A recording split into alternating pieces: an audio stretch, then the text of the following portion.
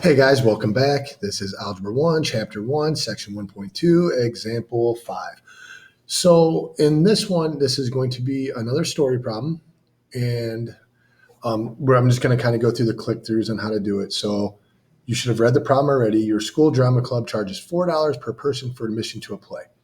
The club borrowed $400 to pay for costumes and props. After paying back the loan, the club has a profit of $100. How many people attended the play? Sorry about that. So first step, understand the problem. So you know how much the club charges for admission. You also know how much the club borrowed its profit. You were asked to find how many people attend the play. Now this, you're not going to need to read this every time, but what do you know? What do you want to know? We know this, we know this, we know this. We want to know how many people attend the play. Now, make a plan. I will also be using the verbal model to write an equation that represents the problem. I'm going to do mine a little bit different. Mine is going to be written out completely in English. So here's theirs. So we start solving the problem. The ticket price times the number of people who attended minus the amount of the loan equals profit. Now, these are some concepts you're expected to know. Now, they jumped right into this word part. Ticket price times the number of people who attended. That's another word for that is your revenue. Or you can think about the amount of money made. So when I would think of my sentence one, I would write it like this. Money made, and I know you can't see my screen right now. I'm going to show you. Money made minus money owed equals profit. And sorry about my handwriting, but I'm doing this on the fly very quickly. See how I just did money made minus money owed equals profit? There's no difference in what they said here, okay? There's really no difference in this, but you need to understand the money made is however much you sell each ticket by the number of people who attended. And then money made breaks up into that, okay? So I would think of it with the extra two-step, how I just looked at it. You can look at it differently. But if you can go right to here, this is perfect. And I like using words. So this would be is the profit, but whatever works for you. So the ticket price, or excuse me, and this is the words to summarize. Now we need to identify the variable. X will be the number of people who attended.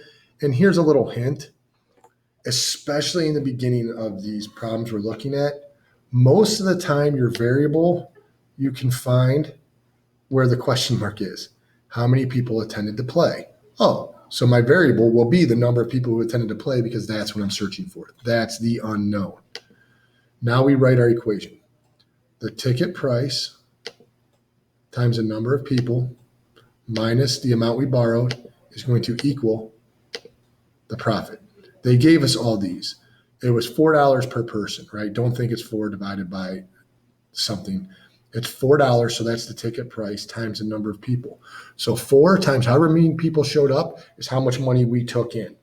After we get that money, we have to pass out the $400, and then that would equal 100. I know a lot of you guys are going to have another way to do this. I know you are right off the bat. If you can do it that way correctly, I'm going to be all right, but you need to write it out that way. So if you're going to do it a different way, go ahead. Now, to solve it this way, though, they think it's like kind of canceling out this. It doesn't really get canceled out. No one would ever write it like this. So it would be 4 times the number of people minus 400 equals 100. This is extra. No one would ever write the people out like that.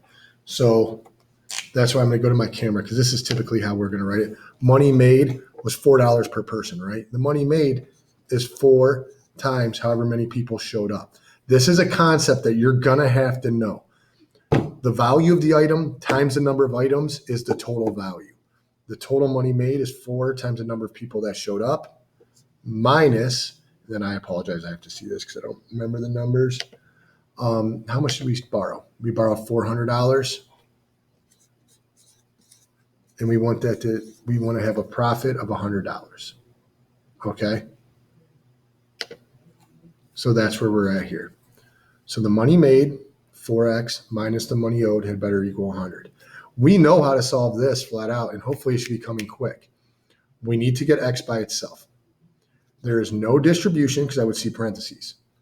These are not like terms, so I can't combine them. There's nothing to do on the other side. Now I'm into my inverse operations. So you think simplify, then you think inverse operations. X was multiplied by 4, then subtracted by 400. So take a second. Should I get rid of the 4 or the 400? You should get rid of the negative 400. That is the last thing that happened. So now I'm going to add 400 to both sides. I'm left with 4x equals 500. Some of you guys will go right to here. You have to explain to me why. Final step, it's 4 times x. So think, what inverse operation do I have to do? Division. I'm going to divide both sides by 4. And that leaves you with x equals 125. And now that we're getting good at math, x represented what? What did we say x represented? Let's look back. Because remember when we ID'd the variable? X is the number of people. So if I have the solution, x equals 125, the number of people that attended, what's the English word for equals?